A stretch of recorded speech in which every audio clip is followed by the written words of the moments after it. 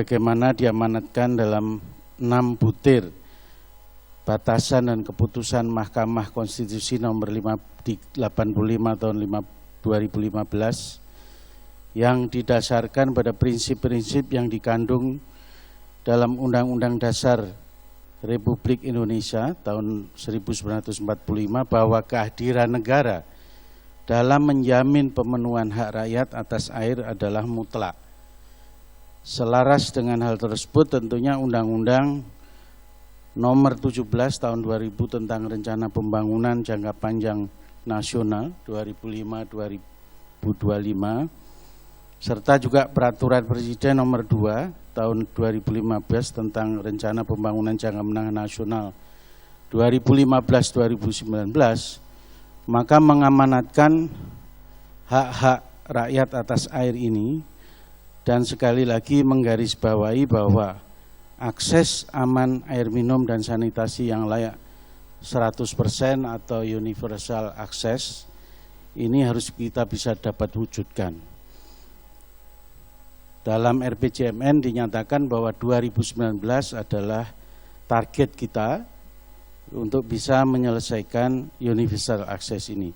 Nah, tentunya itu tidak akan bisa diselesaikan hanya oleh pemerintah.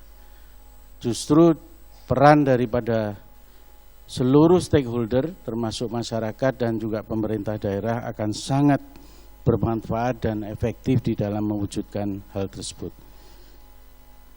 Jadi sasaran tersebut akan menjadi target kita bersama. Pembangunan infrastruktur dasar yang efektif harus memenuhi beberapa prasyarat utama. Yang pertama tentunya pembangunan infrastruktur tersebut harus sesuai dengan kebutuhan yang ada di lapangan. Bukan sekedar membangun, tetapi juga memperhatikan siapa yang akan memanfaatkan infrastruktur tersebut.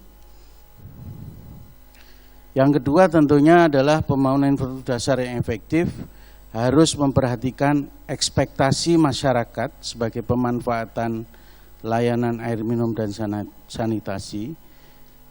Di era sekarang, di saat teknologi dan arus informasi berkembang pesat, tentunya standar ekspektasi masyarakat menjadi semakin meningkat.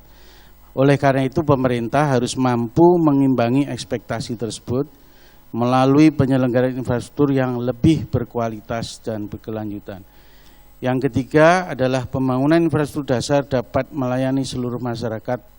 Makna infrastruktur dasar harus dipahami sebagai suatu hal yang mendasar yang dibutuhkan oleh masyarakat untuk dapat hidup secara berkelanjutan.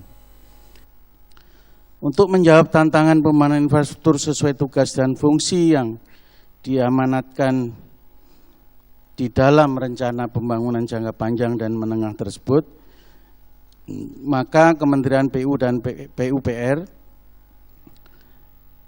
menetapkan visi yaitu terwujudnya infrastruktur PUPR yang handal dan dalam mendukung Indonesia yang berdaulat, mandiri, berkepribadian, serta berlandaskan gotong royong.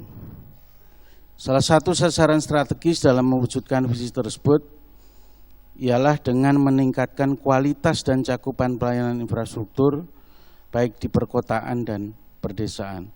Di dalam menyikapi hal ini, Kementerian PUPR menetapkan 3 fokus pendekatan. Yang pertama, apapun yang terjadi, Indonesia sebagai negara yang sedang berkembang tetap juga melihat apa yang dilakukan oleh negara-negara maju. Hal yang kedua yaitu terkait dengan bagaimana kita bisa mendorong pemerintah provinsi, kabupaten, kota, serta badan usaha maupun stakeholder terkait. Yang ketiga, fokus kita adalah yang terkait dengan masyarakat, yaitu proses pemberdayaan masyarakat yang dilakukan baik pada skala lingkungan, ini harus dilakukan secara terus-menerus. Kementerian PUPR mengharapkan sepenuhnya dukungan dari semua pihak agar upaya pencapaian target Universal Access 2019 ini dapat kita capai. Nah, tentunya kerjasama lintas kementerian, lintas instansi di tingkat provinsi dan kabupaten kota stakeholder perlu dikembangkan dan ditingkatkan lebih baik lagi. Tugas mulia ini bukan hanya tugas dari Kementerian PUPR saja, tetapi merupakan tugas bersama seluruh komponen penyelenggara air minum dan sanitasi. Kita ini tidak perlu takut terhadap kegagalan, kadang kita ini harus gagal untuk bisa melihat suatu keberhasilan. Oleh karena itu jangan menyerah dan berputus asa. Mari kita bangun infrastruktur negeri dan menciptakan air minum dan sanitasi yang aman, berkualitas bagi kita semua.